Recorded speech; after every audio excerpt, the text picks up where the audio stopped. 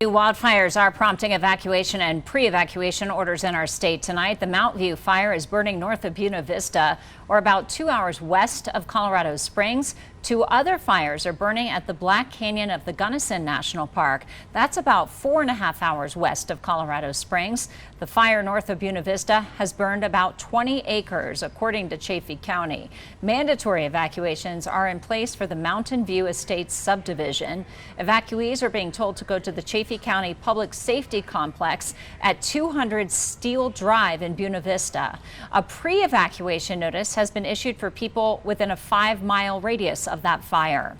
The Colorado Division of Fire Prevention and Control says there are 2 fires burning at Black Canyon, one on the north rim and one on the south rim. It says both were started by lightning. All visitors and staff have been evacuated, and public access to the park is sealed off right now. People are being asked to avoid that area.